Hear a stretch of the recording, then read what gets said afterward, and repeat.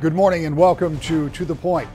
Once again this week, Michigan got the focus of some presidential candidates or people who may be running for president. Already on this program, we've talked with Wisconsin Governor Scott Walker and Senator Rand Paul from Kentucky. This week it was former Governor Jeb Bush who joined us to talk about his potential run for the White House.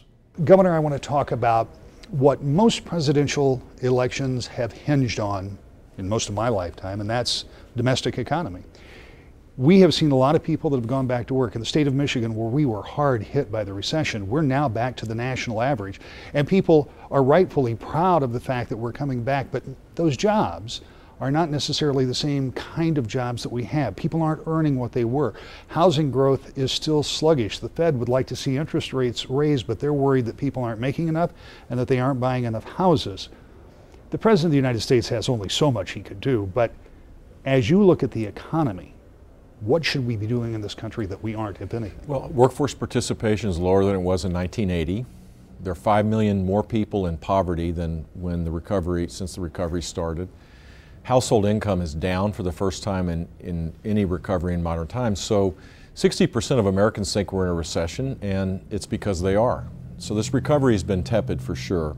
Yes, there's been job growth, but a lot of it has to do with people just giving up. And so what do we need to do? I think we need to focus on high sustained economic growth, first and foremost, growth above all else, which means big time reform of our tax code, and particularly our regulatory system where a president has a disproportionate say. Now the tax code needs to go to Congress to get fixed. Regulations, you can put men and women that have subject matter expertise that have a balanced view. This president hasn't done that.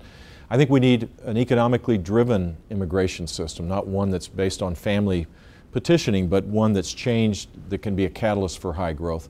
We need to fix our entitlement system because that's this big out-year cost that creates big-time, real uncertainty. And then the final thing I'd say is embrace the energy revolution. This is the great American success story of the last decade of time. Hydraulic fracking and horizontal drilling has created a revolution of low-cost energy. Here in Michigan, one of the things that could happen is the acceleration of the reindustrialization of the United States. The talent is here with the energy that we have, that if we exploited at a faster rate, I think we could be competitive globally. So there's a lot that needs to get done for sure, but I think we could do it. We're the only country in the developed world that could grow at a far faster rate than we're growing now. Of all of the things you just mentioned in there, moving forward, if you decide to get into this race for president, one of the questions that people are going to ask you about a lot is immigration. Yeah. And you were talking about making it driven by the workforce, driven by the needs, driven by things that are economic. How do you do that, and how do you square that with some folks that are within your party base that are fundamentally opposed to those kind of immigration policies? Well, people are very upset that the rule of law hasn't applied as it relates to immigration, that we can't control our borders, that the president is using executive authority that he probably doesn't have to allow people to stay when they've come illegally. And that's stymied any progress as it relates to comprehensive reform. So first and foremost, we need to control the border. And I think we need to narrow the number of people coming through family petitioning to what every other country in the world has, spouse and minor children, narrow it to that, and then expand the number of economic immigrants. It would be like we could have the first 500,000 first-round draft picks and be, the Tampa Bay Bucks this last year. If we had that kind of strategy, we could create high sustained economic growth where everybody benefits. And then finally, for those that are here illegally, you can't just ignore it. I mean, there has to be a path for them to earn legal status, get a provisional work permit, don't commit crimes, learn English, pay a fine, not receive any government assistance, or at least federal government assistance, and earn legal status over an extended period of time. That's the, I think, thoughtful, mature way of dealing with a problem and turning that problem then into an opportunity economically. What about the infrastructure of this country? We've had some conversation at the national level. Certainly we've had it here on the state level, but we have an aging infrastructure that hasn't been invested in at the level to maintain or expand it. The federal government could play a big part in this, and certainly will play a big part in this going forward. Absolutely. In fact, infrastructure monies have declined in Washington because our funding source is antiquated as we consume less gasoline, which is a good thing. We're also being, the gas tax at the federal and state level has declined. So states like Michigan are really struggling with this, as most states are. I think the answer is to come up with a new funding source, which is easier to do if you're focused on high growth, because that generates more revenue that you can allocate for something like this. We have $2 trillion of cash on U.S. corporates' balance sheets overseas because we're the only country of scale that has this convoluted tax system that taxes worldwide income. So it gets taxed where it's, where the profit's generated, and then when you bring it back, it's taxed again.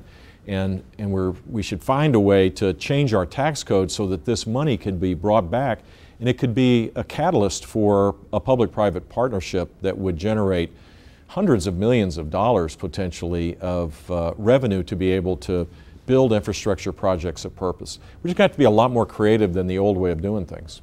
You've mentioned twice, and I don't want to get too far afield, but you've mentioned twice redoing the tax code. Yeah. Dave Camp, former chairman of the Ways and Means Committee here from Michigan, certainly wanted to do that. I know others have taken a look at that.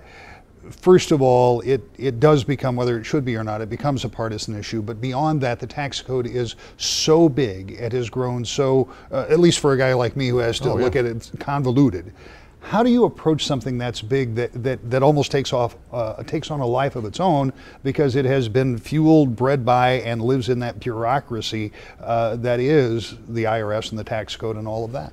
I think you can't keep tinkering around on the margins. Everybody that has a great idea, instead of saying, let's spend more money on it, now they say, let's use the tax code to accomplish that objective. And we now have the most complex tax code in the world. I think it's ripe for a big-time reform. I mean, a reform that lowers rates as low as possible and eliminates as many deductions as possible as well. And if you did that, the animal spirits of this country would come to the forefront again. You would have two things that would happen. One, you'd have a lot more investing in our own country that creates higher wage jobs. And two, you would deal with the fact that people of higher income would start paying higher rates. The interesting thing is, while we have high rates now, effective tax rates are a lot lower for those that are wealthy because they take advantage of these deductions and credits a lot more than people in the middle and certainly people in poverty. So if you want tax equity, simplifying the code actually has the benefit of doing that. I want to ask one more domestic related question that will also come up in this conversation if you decide to go to Iowa and New Hampshire and South Carolina and back to Michigan in a more official capacity. The education of kids in this country is something that every parent that you worried about, that I worry about. You have identified with something that has come to be known as Common Core. Those two words in the base of the Republican Party can set off a firestorm for some folks. I'm not telling you anything you don't know. How do you, when you think about and talk about Common Core, do you explain it to somebody like me who has what I believe is a basic understanding, but like many Americans have questions about it? So I'm for higher standards that if you assess to them faithfully, it determines whether a student is college or career ready. We spend more per student than any country in the world other than a couple of small countries. And the net result is only 30 to 40% of our kids are college or career ready. That's shameful. And that shame needs to be held up high for people to see, because we're not going to be competitive in the world that we're moving towards unless we get closer to 100%. So I'm for higher standards. What I'm not for is the federal government being involved in any aspect of this, standards, curriculum, or content. This should be state-driven in terms of policy, locally driven in terms of implementation. And Florida is a good example of if you do it right, with school choice, ending social promotion, a focus on early childhood literacy, high expectations, robust accountability. All of that has yielded the fastest learning gains of any state in the United States. And kids in low-income communities are the ones that have had the greatest gains. I've seen firsthand, if you move the system in a comprehensive way, you can get the kind of results you need. We were at the bottom of the pack, and now we're a national leader. And so that's what I'm for. I'm for rising student achievement. And the arguments related to standards are getting in the way of the broader conversation of how we fix our K-12 system in a more comprehensive way. How do you make those people who believe they've made up their minds about something that they may not completely understand and certainly haven't embraced, how do you, if it is your intention, how do you get them to see it from your perspective? Well, if I'm a candidate, I'll go campaign. I'll persuade people. I'll tell you what I won't do. I won't back down on my advocacy of higher standards. There are some people thinking about running that have been strong supporters of higher standards and in fact have implemented the standards that are poisonous right now in the minds of people, whether that's accurate or not, doesn't matter, that's the perception. And they're backing away from it because they're feeling the heat. I don't think that that's what potential presidents ought to be doing. I mean, if this is hard, imagine what it's going to be like dealing with Putin. And that's where we go next, international. You've spent the last 2 weeks talking about what might have happened, the decisions that might have been made about the Middle East then. The questions have been asked and answered. Here's my question. Yep. What do we do now, not then? Because now, going forward, would be what would be, if you decide to run and if we're successful, that would be what's on your plate and it's what's facing us now. Great question. In fact, the lessons of history need to be applied in the here and now and going forward. That's the advantage of hindsight, is that not to say what would have happened, it's to say what do we do now. Here's what I think we need to do. We need to re-engage in Iraq, not with boots on the ground to lead the effort, not at all, but we need to train the Iraqi military. We need to embed in the Iraqi military. The Canadians and French are embedded. The United States military is prohibited from doing it. We need to have re-engage both militarily in support of the Iraqi military, in support of the Kurds, in support of reestablishing a version of the Sunni awakening that was so successful in the surge. And then we need a political element of this as well, where the Iraqi government is pressured and cajoled and encouraged in every possible way, using the skills of diplomacy, to be able to stay the course. I think there needs to be greater autonomy between the three sectarian elements of Iraq, not three different nations, but certainly more autonomy so people believe that their government works for them. This needs to be a long-haul strategy, and over time I think we can isolate ISIS and push them out of Iraq. The bigger issue is then will become Syria, what to do there. And there I think we need much more cooperation with the neighboring Arab countries that don't believe the United States is serious either. They see the biggest threat as Iran, and we're negotiating with them. So our own policies have created complications. The one of withdrawal certainly has, and now this new emphasis of trying to establish a relationship with Iran, who all the while is now trying to destabilize the region, has created a complication that the next president's going to have to deal with. This doesn't happen in a vacuum. You mentioned Putin, and obviously the Russian leader has done some provocative things over the past couple of years, but there certainly are connections from Putin, from Russia, back to Iran that go into the Middle East. Like, as I mentioned, this doesn't happen in a vacuum. How do you juggle, how do you try to deal with that larger global issue when the Russians still have some real questions that they have laid out there with Crimea, with Ukraine, and other issues that are going to have to be dealt with at some point? The lessons of history suggest to me that first we need to make sure that our friends know that we have their back. Israel, Egypt, the Persian Gulf states in the region, but the rest of the world, whether it's the Baltics or Europe or Asia as they see the threat of China, that we need to be engaged, and people need to know that we're there, that the alliances that have been built up, the friendships that have created a more secure world aren't going away. The United States will lead, not from behind, but will lead. And secondly, our enemies need to fear us a little bit. That's what creates the order that allows us then to, build relationships that may be hostile today that could get better. I don't think we want to recreate the Cold War with Russia, but we need to be clear that there's a price to be paid when they invade another country. We need to be clear when they try to undermine their neighborhood through cyber threats and all sorts of other means, that we're there, that we're going to stand by the NATO countries and others in the region.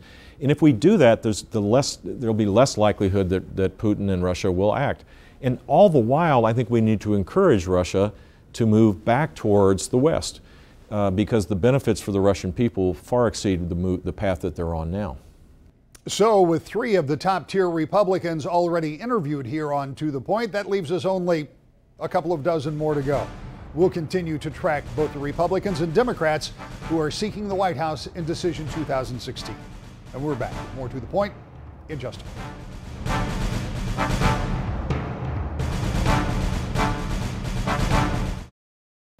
Welcome back to The Point. The Patriot Act. It is a vital part of our nation's security, or it's an infringement on our civil liberties. Those are two sides of a coin that are being discussed in Washington. This morning, Congressman Justin Amash talks about why he thinks it's the latter. Congressman, let's talk about the Patriot Act. It is up for reauthorization. I am embarrassed to tell you I don't know how many times it has been reauthorized, but several since its inception. And this reauthorization has created a bit of a conflict because the folks in the Senate have not yet been able to put up the votes, as we said in talk. This airs on Sunday morning, and Sunday, today, as this airs, is the deadline for this extension. Talk to me a little bit about the process, and then we'll get into some of your objections. That's right. It's highly unpredictable. The deadline is Sunday tonight, and we don't know what's going to happen. There are people who want to reauthorize the Patriot Act without any reforms. There are others who are pushing for a USA Freedom Act, which is not the same one that I was pushing for a few years ago. It's been watered down and changed. And then there are those of us who want to push through the original USA Freedom Act, or if we can't get that through, we would allow the Patriot Act to expire and we'll start from scratch. We'll discuss with the intelligence community what they need and try to work with them on providing the proper authorities that stay within the bounds of the Constitution. The administration has said, look, you can't let this thing expire because it'll mess up all of the intelligence gathering. Those people who oppose it say, wait a minute, they still have a lot of tools in their toolbox. You would fall on the side of saying a short-term expiration would not be the end of the intelligence community. It would not be the end of it. No, of course not. The intelligence community has a lot of power. They have a lot of authority. This is just a small part of what they do. In fact, Section 215 has never been found to be useful in any of the terror investigations in terms of being the key element for catching a terrorist. So if we allowed 215 to expire, it wouldn't cause any real damage, certainly not in the short run. And I think we can work together with the intelligence community to provide them the proper authorities that stay within the bounds of the Constitution. A court, the Second Circuit, which is just below the Supreme Court, found not too long ago, just a couple weeks ago, that what the government has been doing is unlawful, that the Patriot Act, as it's been applied, is not legal. So we have the court on our side. I think the Supreme Court would find the same way. And it's time to find some real reforms and protect the privacy of the American people, or let it expire. All right, let's rewind real quick. September 11th, 2001. We all know the devastating attacks that we suffered in this country. Subsequent to that, lawmakers, and by the way, you were not a member of the body at that time, in Washington, decided that they were going to do some things the intelligence community asked for, some things the White House asked for, some things Congress came up with on their own, a number of different things. And part of what came out of that was the Patriot Act that gave broad powers to the intelligence community to do things to try to keep the United States and the citizens safe after an attack like 9/11. Before we went on, you and I were talking, it is your take and the take of many that the way that the Patriot Act has been used, specifically with the collection of all of the data on all of the cell phones from all of the carriers, was not at least the intent. I think James Sensenbrenner, who was one of the chief architects or involved, said that was not the intent. But beyond that, that was really not what people thought would happen when it was passed. Is that your take on it? That's correct. And Rep. Sensenbrenner is one of the authors of the Freedom Act. He's the one pushing the current version of the Freedom Act. I worked with him on a previous version of the Freedom Act that I think is much better. And when the Patriot Act was written and when it's been amended over the years, it wasn't intended to be used for bulk collection of data. And you'll hear some of the intelligence community say, well, it's just metadata. But metadata is really important. Metadata provides a lot of information on the American people. They're collecting our whereabouts. They're collecting potentially all sorts of other communications beyond just telephone communications through metadata. So we have to be really careful about that and make sure that our privacy is protected and that we follow the Constitution. And as I mentioned earlier, the Second Circuit said that this is unlawful, that collecting everything in bulk is not what the Patriot Act authorizes. They've taken this word relevant within the Patriot Act, saying that the government can collect whatever is relevant to a terror investigation, and the government has determined that relevant means everything. And the Second Circuit said, no, that's absurd. And just to go back quickly, if memory serves, I think Representative Sensenbrenner was head of the Judiciary at the time that all of this went together. Yes. So it's not like he was unfamiliar with this, and now he takes a different view, perhaps because of the way that it has been enforced. Can you, to the degree that you're comfortable with, explain to me what you've been doing over this past week? Because I saw on your Facebook post a rather lonely-looking congressman standing in that big chamber as you were saying the Pledge of Allegiance. There are sessions that are called pro forma, in which normally nothing of substance happens, but you've been attending some of those meetings. That's right. Normally we hold pro forma sessions even when Congress is out of session, when we're out of Washington, D.C., and it's usually used to just gavel in and gavel out so that there's not technically a recess. But there have been times in the past where bills have been brought to the floor during pro forma session and passed by unanimous consent. And of course, when there's nobody in the chamber, passing it by unanimous consent is really easy because there's nobody to object. So I've been in D.C. Back and forth throughout the week, attending all of the pro forma sessions. I've been joined by a few of my colleagues, and we're making sure that nothing is passed by unanimous consent, regardless of where anyone stands on the Patriot Act or the Freedom Act or anything else. We deserve to have a vote on this, and it deserves to be a fair vote in front of the American people and not something that's passed in secret. And where we are now, and again, this will air on Sunday morning, we're talking prior to that, so things could have changed or transpired, and things may. After 10:30 this morning when this is off the air, we don't know what will happen because the Senate will be back in session on Sunday. That's right. And the House has passed a version that's over in the Senate. The Senate failed to pass it with one of your colleagues, the man you're supporting for president, Senator Rand Paul from Kentucky, took the podium and kept it for 11 hours, I think, Yes. in order to run the clock out, to help run that clock out. And so what happens in the Senate could change all of this dialogue, but if it doesn't, what do you want to see happen? What would you like to see happen? Well, I think we need to all come together, look at what the intelligence community needs, look at our Constitution very carefully and make sure that we are complying with the Constitution, making sure that we are protecting everyone's rights. And we're happy to work with people in the intelligence community, but they have to be willing partners. And I think our intelligence committees in Congress also have to learn to be better partners. They weren't so much so under the previous intelligence committee chairman, but I think with this chairman we might have a chance to work together. And let's try to find some common ground and work to protect the American people while also protecting their privacy. Just a couple of little housekeeping things. I don't want to get too far afield here, but somebody right now is sitting in the office, in the audience saying, wait a minute, why do you have pro forma sessions? Why do you have a session when you are not in session? And part of it has to do with the technicality of recess appointments and that kind of thing. Is that part of the reason that they? Yes. Yeah. They continue to have sessions so that we're not out of session for a long period of time. It's actually in the Constitution. If we don't meet for longer than 3 days, then we have to have an agreement with the Senate, and you also could have things like recess appointments and other actions taken by the president. So this is a technicality in some ways, and it gives both chambers a chance to catch up with the other. So it happens all the time. This isn't something unusual. The unusual That's right. part is there's a really major piece of legislation that you're interested in, and you just want to make sure if it gets voted on or if something else gets voted on, there are actually people there to vote. That's correct. The only unusual thing about pro forma session is that we're dealing with a major issue right now, and we don't want to take any chance that something passes through the House without our presence. Without action by the Senate, the Patriot Act is scheduled to expire at the end of the month. We're back with more To the Point in just a moment.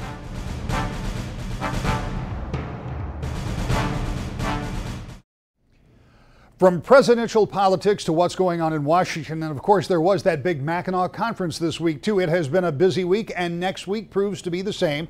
That's why I hope you'll join us here again next and every Sunday morning at 10 o'clock on Wood TV 8 for To the Point.